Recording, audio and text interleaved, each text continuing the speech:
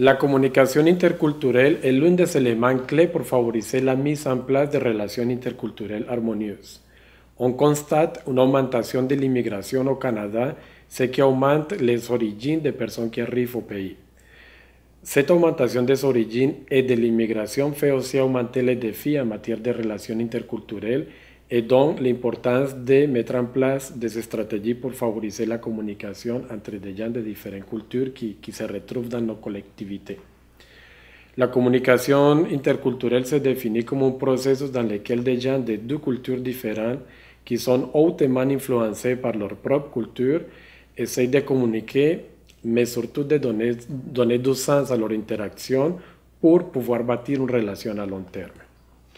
Dans une société qu'on pourrait qualifier d'homogène, on constate que la communication est de plus en plus facile. Lorsque les gens viennent du même pays, la communication est facile, à la fois elle demande beaucoup moins d'efforts et puis le résultat est de plus en plus effectif. Contrairement à une société qui est diversifiée, les relations communicationnelles entre les individus sont plus difficiles, demande beaucoup plus d'efforts et surtout le résultat n'est jamais garanti. Lorsqu'on parle de sociétés différentes, on fait souvent référence à une société individualiste par rapport à une société collectiviste. Chacune de ces deux sociétés-là a ses propres caractéristiques en communication. Par exemple, lorsqu'on parle de communication et de sociétés individualistes, on dit que les gens communiquent en utilisant les je pense, je crois, je ressens telle chose, je le vis de telle manière. Alors que dans nos sociétés collectivistes, les gens font référence au nous, notre collectivité, notre famille pense que, notre ville pense qu'on doit agir de telle ou telle manière. Dans une société individualiste, on préfère les contacts visuels pour faciliter la communication non verbale, alors que dans nos sociétés collectivistes, on préfère les contacts physiques pour établir un rapport et communiquer avec les gens qui sont dans notre entourage.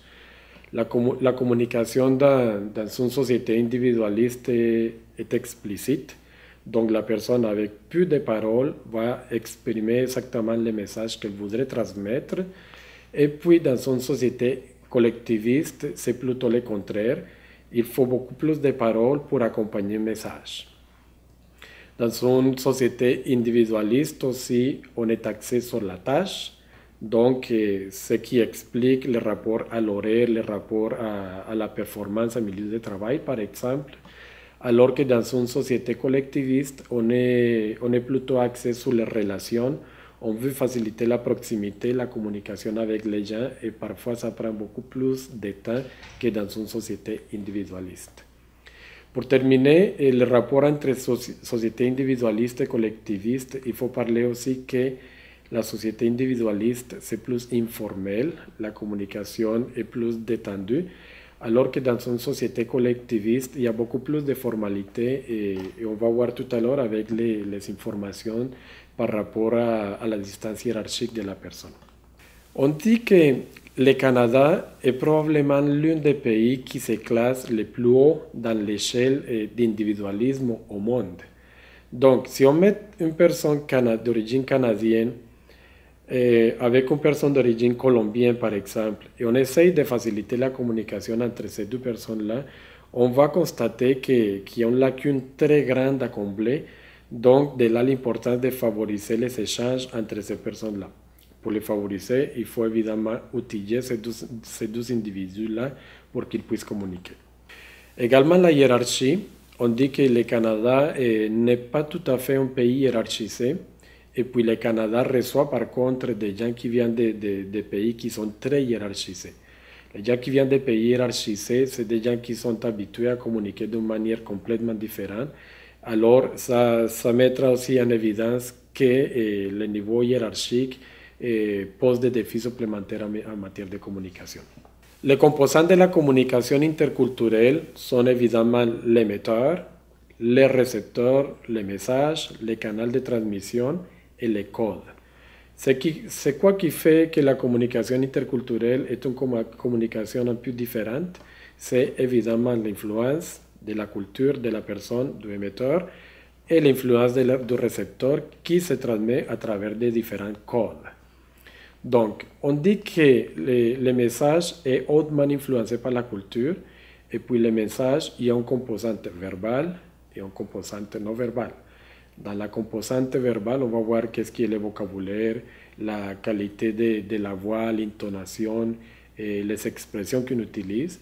Et puis dans la composante non verbale, on va voir tout ce qui est le paralangage, les expressions de visage, les contacts visuels, la proximité, le langage des objets. Chaque communication comporte des codes. Ces codes-là, ils viennent encrypter, si vous voulez, les messages.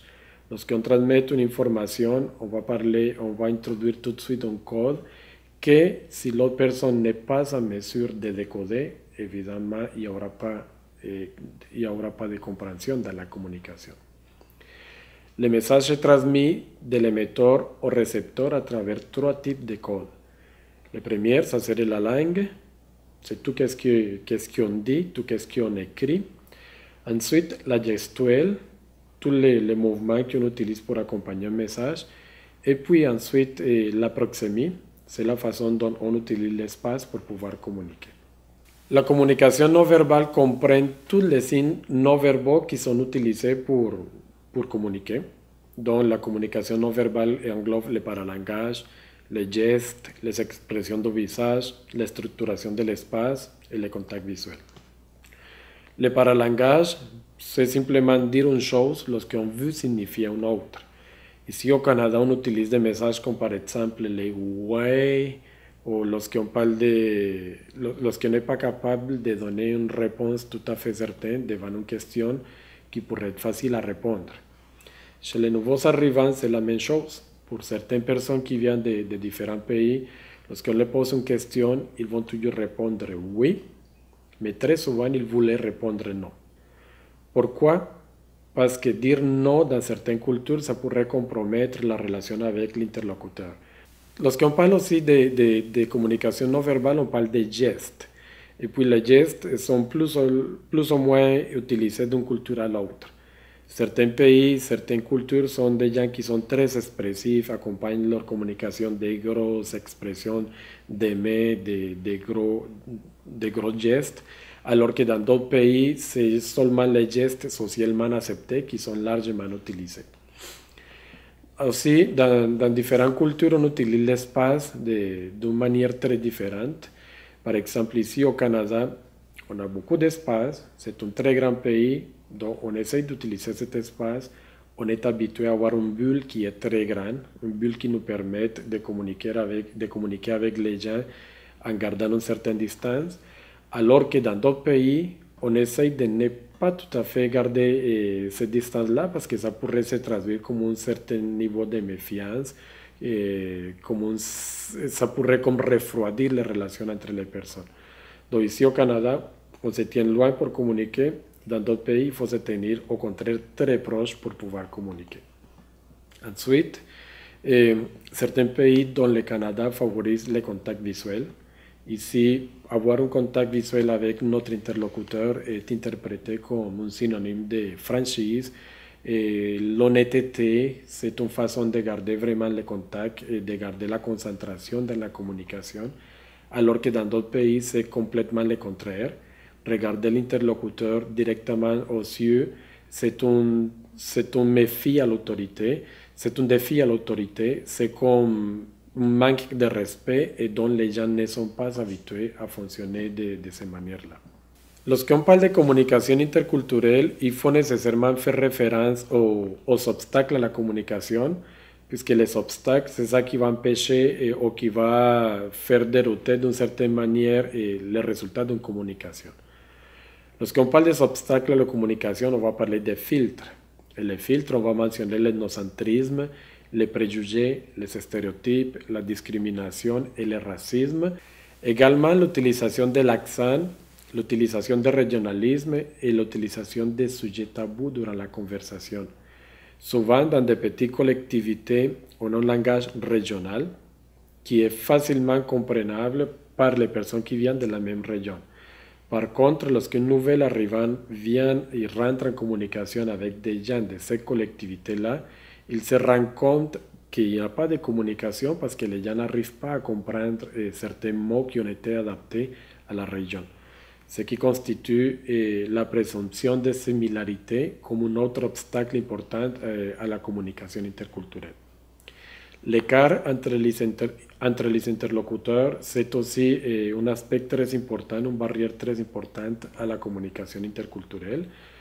L'écart, parfois c'est un écart culturel, parfois c'est un écart professionnel, un écart social.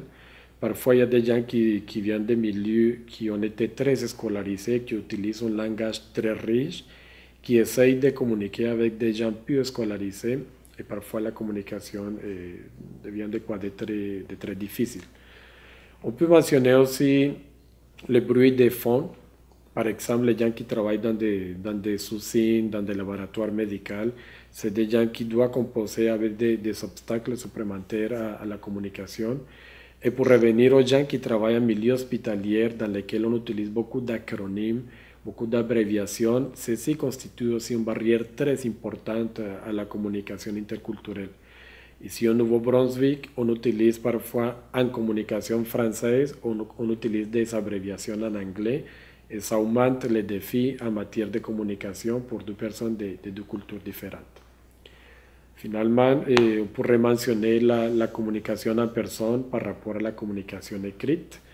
On dit qu'ici, au Canada, on favorise de plus en plus la communication par courriel, la communication écrite qui dépersonnalise, si vous voulez, d'une certaine manière, les rapports entre les individus, alors que des gens de certains pays préfèrent encore avoir ces proximités-là avec son interlocuteur pour pouvoir établir un rapport et communiquer de manière efficace.